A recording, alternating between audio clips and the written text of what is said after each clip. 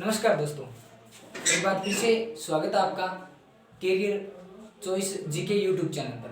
मैं विकास प्रजापत आपको साइंस का पोर्शन करवा रहा हूँ और उसमें अपन ने प्रकाश से टॉपिक स्टार्ट करके रखा है। और प्रकाश में अपन ने लास्ट टाइम में, जहाँ तक मेरे को ध्यान में है, अपन ने पढ़ा था वस्तुओं के प्रकार के बारे में कि वस्तुएं कितने प्रकार की होती हैं तीव्रता के आधार पर। एक कमेंट आया था यूट्यूब पर कि सर किसी भी जो माध्यम है उसमें चाल कैसे याद करेंगे, तो मैंने एक सूत्र बताया था आपको, U बराबर होता है C/μ। ये जो फॉर्मूला है, इस फॉर्मूले में C मैंने बताया था निर्वात में प्रकाश की चाल, निर्वात में प्रकाश की चाल, इसका मान हमेशा नियत रहता है, ये 3 × 10⁸ मीटर प्रति सेकेंड। और म्यू है माध्यम का अपवर्तनांक, माध्यम का अपवर्तनांक। अब जो भी माध्यम जिसके लिए निकालना हो आप सीधा करें, उसमें इस फॉर्मूले में मान रखें और मान रखने के बाद आप उसको तुरंत के तुरंत ज्ञात करें, जो भी उत्तर आएगा वो सही होगा। कुछ इंपॉर्टेंट थे वो तो मैंने सारणी के मार्फत आपको बता दिए थे, और बाकी इस फॉर्मूले में रखें आप, और रखने के बाद सब कुछ ज्ञात कर सकते हैं।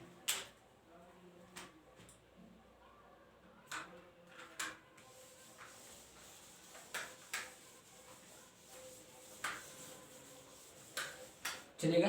अब प्रकाश के टॉपिक को आगे बढ़ाते हुए अपन इसमें अब स्टार्ट करेंगे। आज एक इंपॉर्टेंट इसका पार्ट है, वो है वर्ण विक्षेपण।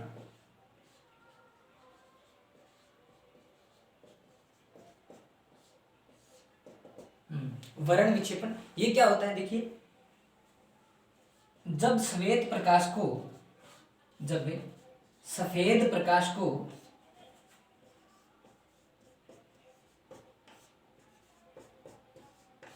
प्रिज्म में से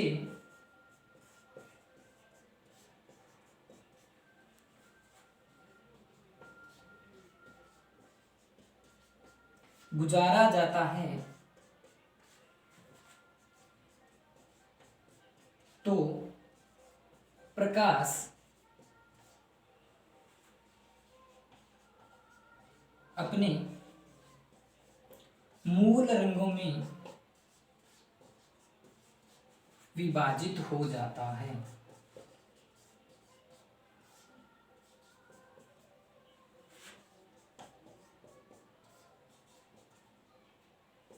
देखो, जब सफेद प्रकाश को अपन प्रिज्म में से गुजारेंगे ना, तो प्रिज्म में से गुजरने के पश्चात वह प्रकाश अपनी मूल रंगों में क्या हो जाता है, विभाजित हो जाता है। और प्रकाश के मूल रंगों में विभाजन होने की घटना क्या कहलाती है, वर्ण विक्षेपण कहलाती है। सर मूल रंग का मतलब जो सफेद प्रकाश है वो 7 रंगों में विभाजित हो जाता है। कितने रंगों में? 7 रंगों में। तो जब सफेद प्रकाश को अपन प्रिज्म में से गुजारेंगे, प्रिज्म में से गुजारने पर वह 7 रंगों में उसका विभाजन होना ही क्या कहलाता है, वर्ण विक्षेपण कहलाता है। अब देखो भी होता क्या है इसमें, जो प्रिज्म जो होता है ना, उस प्रिज्म में इसका कारण क्या है, इसका मूल कारण यही है कि मान लो ये अपने पास एक प्रिज्म रखा है, ठीक है, इस प्रिज्म में से अपन सफेद प्रकाश को गुजारेंगे ना, तो वो अलग अलग कलरों में क्या हो जाएगा,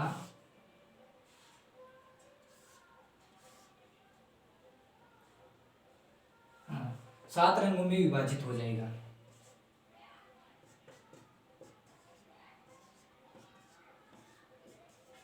देखो इसका कारण क्या है, तो इसका अगर कारण पूछा जाए ना, तो इसका कारण ये कि जो प्रिज्म जो होता है ना, प्रिज्म में अलग अलग जो रंग होते हैं, उन अलग अलग रंगों की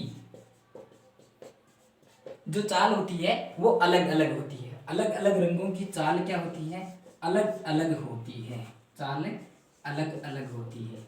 क्योंकि इसमें चाल अलग अलग है, इसलिए कोई रंग जो होता है वो पहले आ जाता है, कोई बाद में आ जाता है। तो इस प्रकार ये 7 कलरों में विभाजित हो जाता है। 7 कौन कौन से? ये कलर कौन सा? बैंगनी, ये जामुनी, ये नीला, ये हरा, ये पीला और ये लाल। तो सबसे पहले तो अपने ये ध्यान में रखना है कि वर्ण विक्षेपण होता क्या है, कि जब सफेद प्रकाश को प्रिज्म में से गुजारा जाए, तो प्रिज्म में से गुजरने के पश्चात सफेद प्रकाश है वो 7 रंगों में क्या हो जाता है, विभाजित हो जाता है। प्रकाश के 7 रंगों में विभाजन होने की घटना क्या कहलाती है? वर्ण विक्षेपण कहलाती है। 7 रंग कौन कौन से? बैंगनी, जामुनी, नीला, हरा, पीला और लाल, इन रंगों में। इसका कारण क्या है?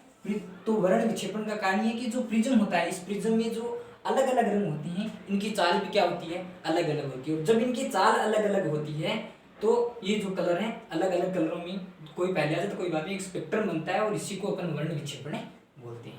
अब देखो इसमें से प्रश्न क्या बन सकता है? जो प्रश्न बन सकते हैं उनको अपन एक छोटे से डायग्राम के माध्यम से समझने का प्रयास करेंगे। यहाँ से कौन कौन से प्रश्न आ सकते हैं और किस प्रकार के प्रश्न बन सकते हैं। देखो छोटा सा डायग्राम। एक तो ये ध्यान में रखें, ये जो सफेद प्रकाश होता है, इस सफेद प्रकाश का तरंग प्रास जो होता है, सफेद प्रकाश की तरंग प्रास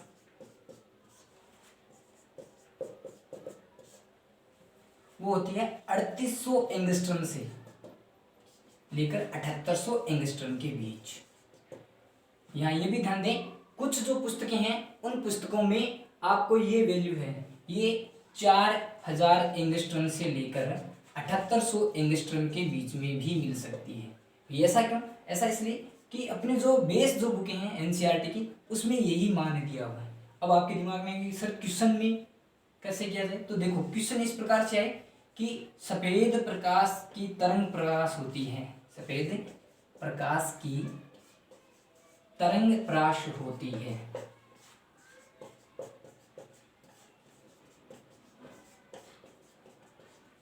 यहां से ऑप्शन में इस प्रकार से दिए हुए हैं। पहला ऑप्शन दे दे 3800 एंगस्ट्रॉम से 7800। दूसरा ऑप्शन अपने को दे दे 3600 एंगस्ट्रॉम से 7800। तीसरा दे दे 4000 एंगस्ट्रॉम से 7800 और लास्ट वाला दे दे नन, इनमें से कोई नहीं।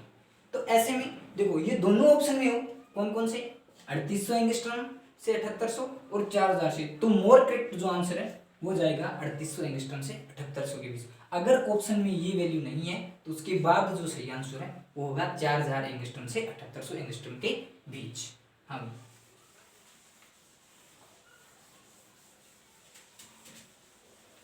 और देखो इसमें से क्या क्या बन सकता है इंपॉर्टेंट प्रश्न, बहुत इंपॉर्टेंट प्रश्न एक छोटे से डायग्राम के मार्फत अपन समझेंगे। ये देखो प्रकाश अपना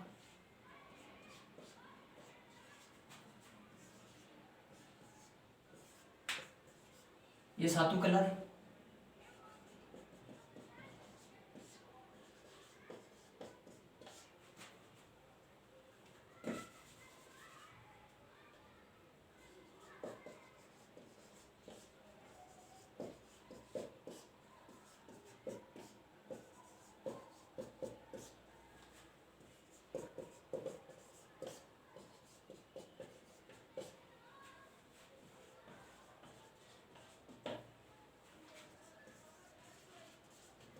देखो ये जो इनकी तरंग प्रास 3800 एंगस्ट्रॉम से 7800 एंगस्ट्रॉम के बीच होती है। जब अपन बैंगनी से लाल की तरफ जाएंगे, बैंगनी से लाल की तरफ जाएंगे तो जो इनका तरंग दैर्ध्य है, जो इनका तरंग दैर्ध्य है, इनका मान क्या होता है? बढ़ता है। तरंग दैर्ध्य का मान बढ़ता है। जब बैंगनी से अपन लाल प्रकाश की तरफ जाएंगे तो इनका मान बढ़ता है। इसका मतलब यहाँ से क्या प्रश्न बन सकता है? प्रश्न ये बन सकता है कि सबसे कम जो तरंग दैर्ध्य है वो किसका हो, कौन से प्रकाश का होता है? तो कौन से का होता है? बैंगनी का। और सबसे ज्यादा पूछा जाए तो किसका होता है? लाल प्रकाश का होता है। एक बात, अगर अपन बैंगनी प्रकाश से लाल की तरफ जाएंगे तो इनका जो तापमान है, तापमान में क्या होती है? वृद्धि होती है। तापमान में क्या होती है? वृद्धि। जब अपन बैंगनी से लाल की तरफ जाएंगे तो तापमान में वृद्धि होगी। इसका मतलब यहाँ से प्रश्न क्या कि कौन से प्रकाश का तापमान सबसे ज्यादा होता है? तो सबसे ज्यादा कौन से का? लाल का। सबसे कम कौन से का? बैंगनी का। दो बातें ये ध्यान में रखनी। अगर अपन इसी बैंगनी प्रकाश से लाल की तरफ जाएंगे तो इनका जो विचलन है, इस विचलन के मान में क्या आती है? कमी आती है। इसका मतलब सबसे ज्यादा विचलित कौन सा होगा? बैंगनी होगा। और सबसे कम विचलित कौन सा प्रकाश होगा? लाल होगा। अगर अपन बैंगनी प्रकाश से लाल की तरफ जाएंगे, बैंगनी प्रकाश से लाल की तरफ जाएंगे तो जो इनका प्रकीर्णन है, प्रकीर्णन के मान में क्या आती है? कमी आती है, प्रकीर्णन के मान में कमी आती है। इसका मतलब सबसे ज्यादा प्रकीर्णन कौन सा प्रकाश होगा, बैंगनी होगा, सबसे कम कौन सा, लाल प्रकाश होगा।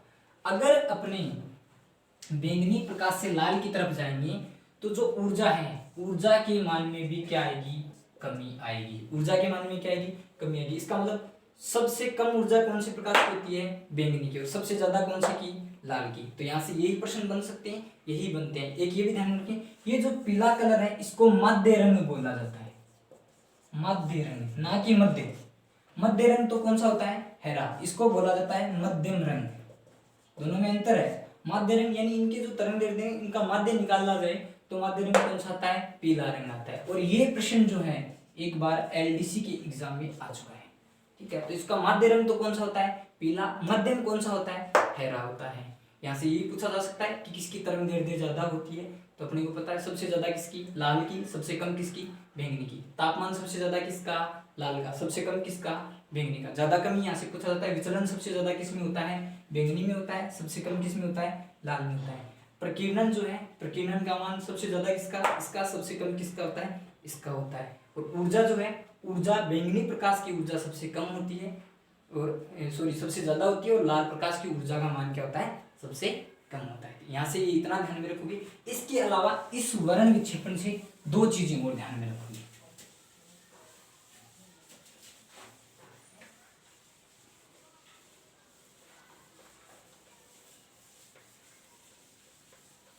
दो भी कौन कौन सी, दोनों ही इंपॉर्टेंट है। एक बात तो ये कि ये जो पीला जो रंग होता है, अपनी बात की थी पीला रंग, ये जो पीला रंग है ये दो चीजों के लिए बहुत संवेदनशील है। एक तो अपनी जो मनुष्य की जो आंख होती है, मनुष्य की आंख के लिए क्या होता है, संवेदनशील होता है। मनुष्य की आंख के लिए क्या होता है, संवेदनशील। कौन सा रंग, पीला रंग। इसके अलावा ये जो पीला रंग है ये जो कीड़े जो होते हैं, इन कीड़ों के लिए भी क्या होता है, संवेदनशील होता है। कीड़ों के लिए भी क्या होता है, संवेदनशील। तो दोनों बातें ध्यान में रखनी कि पीला रंग मनुष्य की आंख के लिए भी संवेदनशील होता है, और इसके साथ साथ ये कीड़ों के लिए भी क्या होता है, संवेदनशील होता है। इसके अलावा एक बात ये ध्यान में रखोगे कि जो मधुमक्खी जो होती है, ये मधुमक्खी लाल प्रकाश के प्रति, लाल प्रकाश के प्रति क्या दर्शाती है, अंधता दर्शाती है।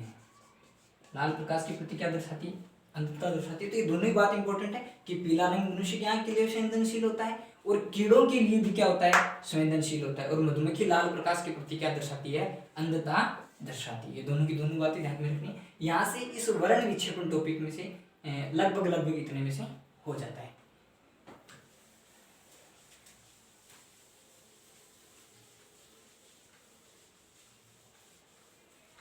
आगे अपन एक छोटा टॉपिक और डिस्कस करेंगे, वो है प्रकीर्णन। प्रकीर्णन ये क्या होता है, सबसे पहले इसको समझें। देखो, वायुमंडल की उपस्थिति में, वायुमंडल की उपस्थिति में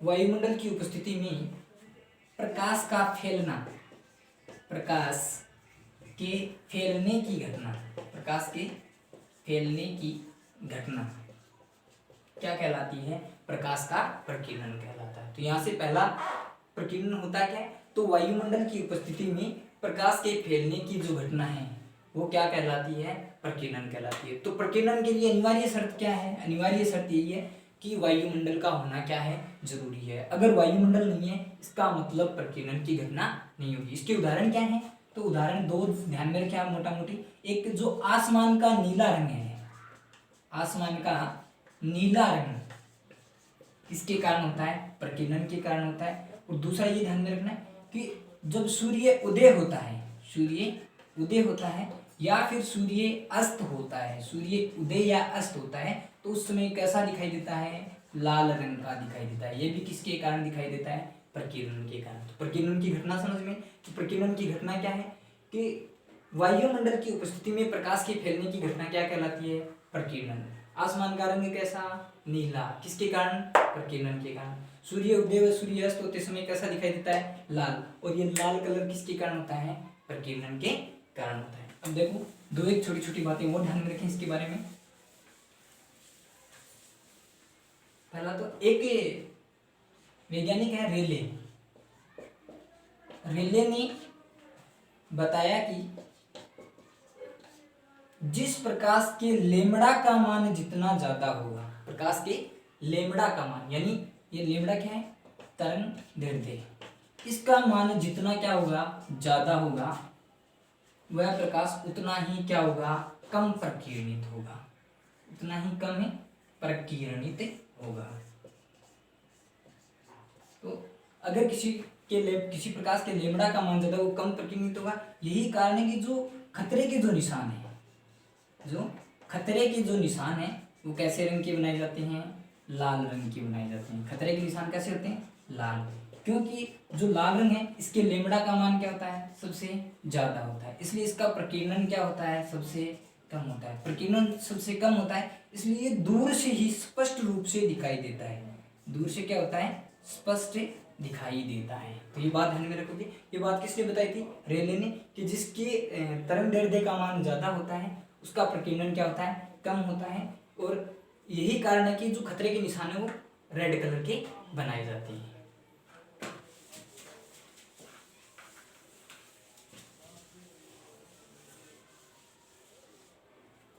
ये भी ध्यान में रखें।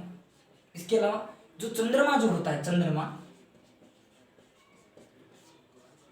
चंद्रमा पर क्या नहीं होता, वायुमंडल नहीं होता है। चंद्रमा पर वायुमंडल नहीं होता है। क्योंकि चंद्रमा पर वायुमंडल नहीं होता, इसलिए वहां पर कौन सी घटना नहीं होती, प्रकीर्णन की।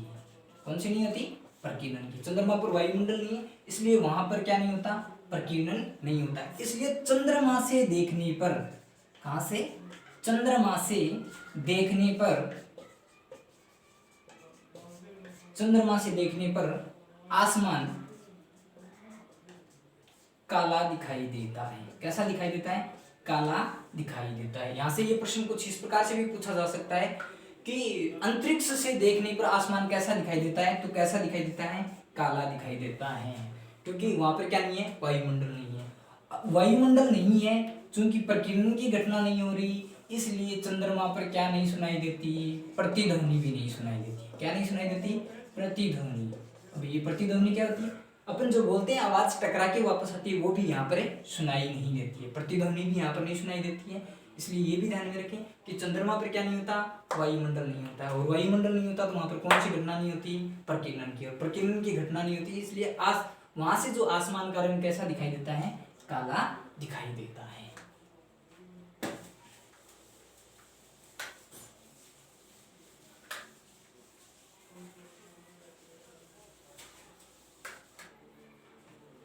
देखो हमारी जो पृथ्वी है, पृथ्वी का जो पलायन वेग है, पृथ्वी की पलायन वेग का जो मान है वो होता है 11.2 किलोमीटर प्रति सेकंड। जबकि जो चंद्रमा जो होता है, इस चंद्रमा के पलायन वेग का मान होता है 2.4 किलोमीटर प्रति सेकंड। ठीक है, तो हमारी पृथ्वी का कितना होता है, 11.2 किलोमीटर प्रति सेकंड। ये कितना होता है, 2.4 किलोमीटर प्रति सेकंड। आपके दिमाग में है कि सर प्रकाश के बीच में चंद्रमा कैसे आ गया, इसलिए आ गया। देखो इसका मान इतना कम होता है, तो चंद्रमा पर जो गैसें जो पाई जाती है ना, उन गैसों का जो वेग होता है, गैसों का वेग होता है, वो क्या होता है, इसके पलायन वेग के मान से ज्यादा होता है। पलायन वेग के मान से क्या होता है, ज्यादा। पलायन वेग से क्या होता है, ज्यादा। इसीलिए वहां पर क्या नहीं होता, जल की उत्पत्ति संभव नहीं होती है। किसकी उत्पत्ति संभव नहीं होती है, जल की उत्पत्ति। क्यों नहीं होती भी, इसके पीछे कारण ही, जल बनता कैसे है, जल बनता ऐसे है, दो अणु हाइड्रोजन के मिलेंगे, साथ में कौन मिलेगी, ऑक्सीजन, मिलके क्या बनेगा, 2H2। लेकिन मैं कह क्या रहा हूं कि इनका जो मान है वो पलायन वेग से क्या होता है, ज्यादा होता है। चूंकि इनका मान पलायन वेग से ज्यादा होता है, तो ये दोनों आपस में क्या नहीं हो सकती, संयोजित नहीं हो सकती। क्या नहीं हो सकती, संयोजित। और संयोजित नहीं होंगी तो वहां पर किसकी उत्पत्ति संभव नहीं होती, जल की उत्पत्ति संभव नहीं होती है।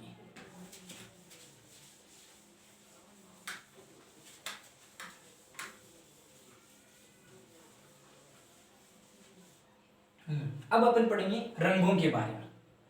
इसके बारे में, रंगों के बारे में। देखो रंग जो होते हैं इनके बारे में अपने पढ़ेंगे। देखो ये जो रंग होते हैं ये तीन प्रकार के होते हैं। एक रंग होते हैं प्राथमिक रंग, एक होते हैं द्वितीयक रंग,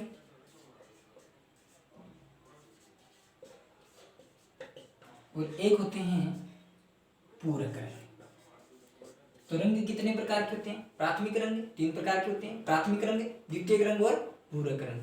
प्राथमिक रंग कौन से होते हैं? कि वे रंग जो किसी अन्य से मिलकर नहीं बने होते, वे रंग जो किसी अन्य से मिलकर नहीं बने होते हैं, वो कौन से रंग होते हैं? प्राथमिक रंग। और इनको याद रखना, ये तीन ही होते हैं। कितने होते हैं? तीन होते हैं। जैसे याद रखना है RGB, रेड, ग्रीन और ब्लू, यानी कि लाल, हरा और नीला, लाल, हरा और नीला। तो प्राथमिक रंग कितने होते हैं? तीन। द्वितीयक रंग कौन से होते हैं? कि वे रंग जो किन से मिलकर बने होते हैं? प्राथमिक रंगों से मिलकर बनते हैं। किन से मिलकर बनते हैं? प्राथमिक रंगों से मिलकर बनते हैं। प्राथमिक रंगों से मिलकर जो बनते हैं, प्राथमिक रंगों से मिलकर बनते हैं, तो कौन से रंग कहलाते हैं? द्वितीयक रंग कहलाते हैं। ठीक है, तो देखो कौन कौन से होते हैं अपने पास। प्राथमिक रंग क्या है? रेड, ग्रीन और ब्लू, तीन है। इन दो को मिलाओ, पहले वाले दो को। जब रेड और ग्रीन मिलता है तो कैसा बनेगा? पीला रंग। कैसा बनेगा? पीला रंग। तो इसका मतलब पीला कैसा रंग है? द्वितीयक रंग। ग्रीन और ब्लू को मिला दोगे तो कैसा बनेगा? पिकॉक नीला। कैसा बनेगा? पिकॉक नीला। दो को मिला दिया। लास्ट वाले इन दो को मिला दो तो क्या बनेगा? मेजेंटा। क्या बनेगा? मेजेंटा। तो ध्यान में रहेगा कि वे रंग जो प्राथमिक रंगों से मिलकर बने होते हैं क्या कहलाते हैं? द्वितीयक रंग। जब लाल को और हरे को मिलाएंगे तो क्या बनेगा? पीला। और जब हरे और नीले को मिलाएंगे तो क्या बनेगा? पिकॉक नीला। और जब लाल और नीले को मिला देंगे तो क्या बनेगा? मेजेंटा। अब बात है कि सर वो पूरक रंग, पूरक रंग वे होते हैं जो किन से मिलकर बने होते हैं? प्राथमिक और द्वितीयक से मिलकर बने। किससे? प्राथमिक, और प्राथमिक के साथ साथ कौन से? द्वितीयक। जब प्राथमिक और द्वितीयक दोनों कलर मिल जाते हैं तो कौन से रंग बनते हैं? पूरक रंग बनते हैं। कौन से बनते हैं? पूरक। देखो यहीं से एक रंग उठा लो प्राथमिक, कौन सा? लाल। ठीक है, इसमें कौन सा मिला दो? पूरक रंग मिला दो। पूरक रंग कौन सा? पीला। लाल और पीला मिलेगा तो कैसा बनेगा? सफेद रंग बनेगा। कैसा बनेगा? सफेद रंग। एक बात।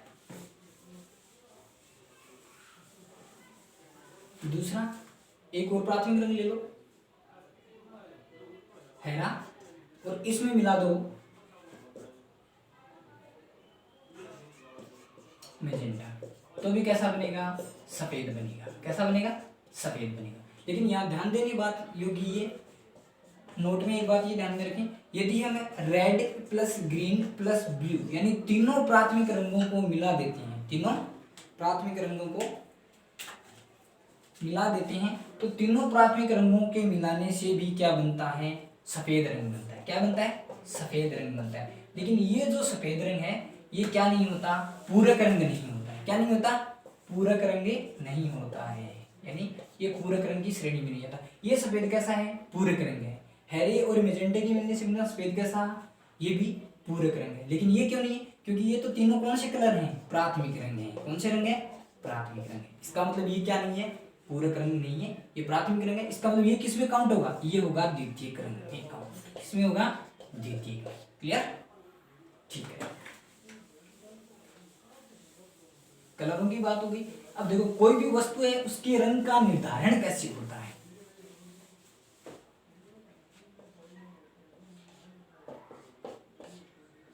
रंग का निर्धारण, कोई भी जो वस्तु होती है इनके रंग का निर्धारण कैसे होते हैं? तो इसमें देखो एक डायग्राम के मार्फत हम समझेंगे। ये मान लो कोई वस्तु है, ये क्या है? वस्तु। इस वस्तु पर क्या डाला अपन ने? सफेद प्रकाश। क्या डाला? प्रकाश।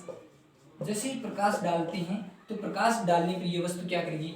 एक रंग का तो क्या कर लेगी? अवशोषण। क्या करेगी? सॉरी, 6 रंगों का तो क्या कर लेगी? अवशोषण। 6 रंगों का अवशोषण तथा एक रंग को क्या कर देगी? परावर्तित। एक रंग का क्या करेगी? परावर्तन। तो जब कोई वस्तु पर अपन प्रकाश डालेंगे ना तो प्रकाश डालने पर ये 6 रंगों को तो क्या कर लेगी? अवशोषण, और एक रंग को क्या कर देगी? परावर्तन। इसका मतलब ये वस्तु कैसे दिखाई देगी? रंगीन दिखाई देगी। कैसी दिखाई देगी? रंगीन। जैसे मान लो अपने किसी वस्तु पर क्या डाला? प्रकाश डाला। क्या डाला? प्रकाश डालने पर उस वस्तु ने लाल रंग का क्या कर दिया? परावर्तन। लाल रंग का क्या कर दिया? परावर्तन। जब वस्तु ने लाल रंग का परावर्तन कर दिया, इसका मतलब वो वस्तु कैसी दिखाई देगी? लाल दिखाई देगी। कैसी दिखाई देगी? लाल दिखाई देगी। इसका मतलब ये हुआ कि वस्तु जिस प्रकाश को परावर्तित करती है वो वैसी ही दिखाई देती है। अगर पीले को परावर्तित करती है तो वस्तु कैसी दिखाई देगी? पीली। अगर नीले को परावर्तित करती है तो वस्तु कैसी दिखाई देगी? नीली। दूसरी बात,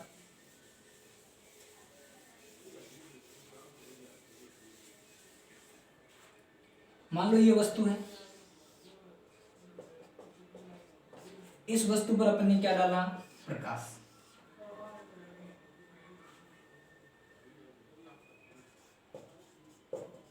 क्या डाल दिया? प्रकाश। जैसे ही वस्तु पर अपन ने प्रकाश डाला तो इस वस्तु ने क्या किया? सातों रंगों को क्या कर दिया? परावर्तित। सभी जो सातों रंग हैं उन सातों रंगों को क्या कर दिया? परावर्तित कर दिया। जब ये सातों रंगों को परावर्तित कर देती है, इसका मतलब ये वस्तु कैसे दिखाई देती है? सफेद। कैसे दिखाई देगी? सफेद दिखाई देगी। कैसी दिखाई देगी? सफेद दिखाई देगी। यानी यदि कोई वस्तु सभी रंगों को परावर्तित कर दे तो वो जो वस्तु है वो हमेशा कैसी दिखाई देती है? सफेद दिखाई देती है। और यदि कोई वस्तु पर क्या डाला जाए? प्रकाश डाला जाए। वस्तु पर क्या डाला जाए? प्रकाश। और प्रकाश डालने पर वह वस्तु सभी के सभी रंगों का क्या कर ले? अवशोषण कर ले। सभी सातों रंगों का क्या कर ले? अवशोषण कर ले। तो वो जो वस्तु है वो कैसी दिखाई देगी? काली दिखाई देगी। कैसी दिखाई देगी?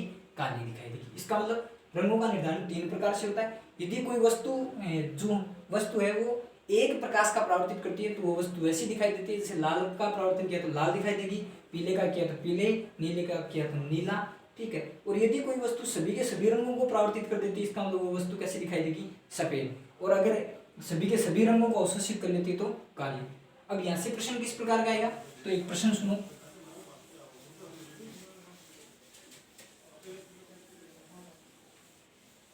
प्रश्न आएगा कि लाल रोशनी में सफेद वस्तु ले जाने पर दिखाई देती है। ले जाने पर दिखाई देती है। कैसी? तो वो पूछेगा, ऑप्शन दे देगा आपको, काली, सफेद, लाल, और चौथा दे देगा अस्पष्ट। ठीक है। अब देखो ये कैसे निर्धारित करेंगे? तो देखो अपने क्या कहा? रोशनी कैसी है? लाल। मान लो ये वस्तु है, वस्तु का रंग कैसा है? सफेद है। कैसा है? सफेद। प्रश्न में दिया हुआ सफेद रंग। अपने इस पर कैसा प्रकाश डाला? लाल रंग का। कैसा डाल दिया? लाल रंग का प्रकाश डाला।